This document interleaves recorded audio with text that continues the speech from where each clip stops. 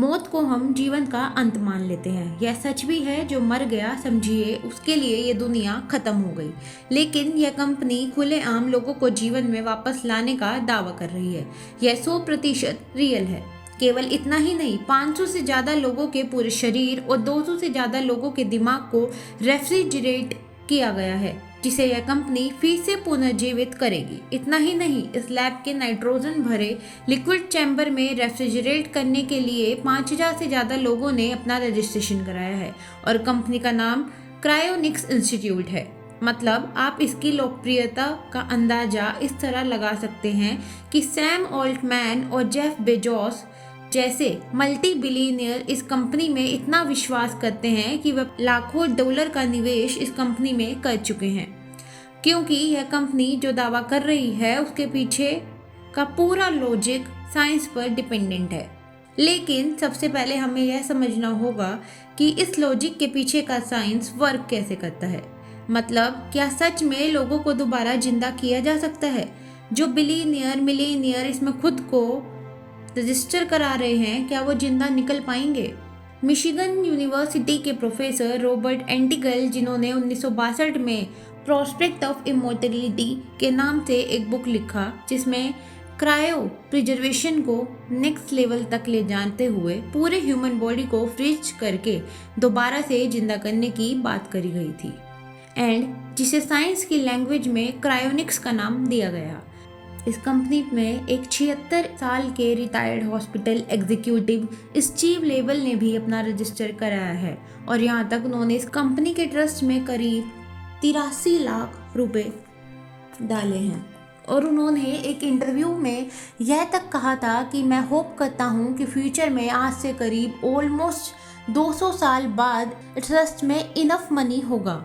मतलब यह कितना अमेजिंग बात है ना कि यह फ्रीज हुए लोग जो ऑलरेडी मर चुके हैं वह आज से 1002 साल बाद फ्यूचर में दोबारा से अपनी आंखों को खोल सकेंगे।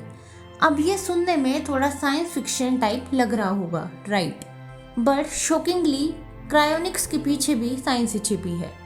बॉडी के हर ऑर्गन, ब्रेन के हर फंक्शन को एक साथ फ्रीज करने की तो यह चीज़ काफ़ी चैलेंजिंग हो जाती है, और वो भी उस चीज़ के रीज़न से जो हमारी बॉडी में ऑलमोस्ट 70% है, मतलब पानी। आज भी यह मानते हैं कि इसके चलते क्रायोनिक्स के जरिए मॉर्टेलिटी हासिल करना पॉसिबल ही नहीं, लेकिन इस कंपनी ने इस प्रॉब्लम के सॉल्यूशन को खोज निकाला है और इसलिए यह इतने कॉन्फिडेंट में है कि वह आपको फ्यूचर में दोबारा से जिंदा कर सकेंगे।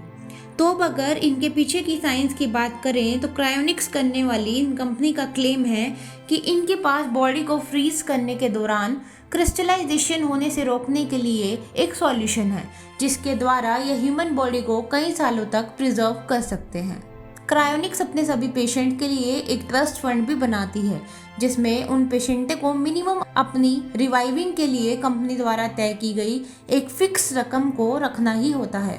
जो पूरी बॉडी को फ्रीज करने का प्राइस $1,00,000 होता है और ब्रेन को फ्रीज करने का प्राइस केवल $25,000 होता है। इवन एम्स की डॉक्टर ने इस क्रायोनिक्स के ऊपर कई सवाल भी उठाए थे।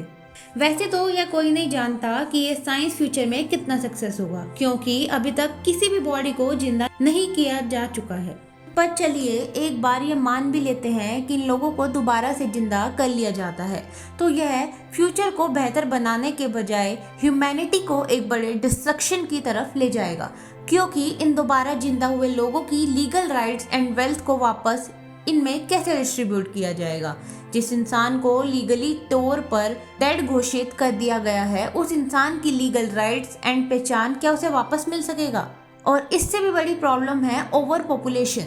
मतलब अगर क्रायोनिक्स के बाद लोग वापस जिंदा होने लगे तो यह एक ऐसी इमोर्टल बनाने वाली टेक्नोलॉजी बनकर उभरे जहां एक ह्यूमन सीधा मौत को ही चकमा दे चुका होगा, जिसमें लिटरली अर्थ पर पॉपुलेशन और भी तेजी से बढ़ने लगेगा। प्रेजेंट टाइम का मेडिकल साइंस इस क्रायोनिक्स टेक्नोलॉजी को बिल्कुल भी सपोर्ट नहीं करता।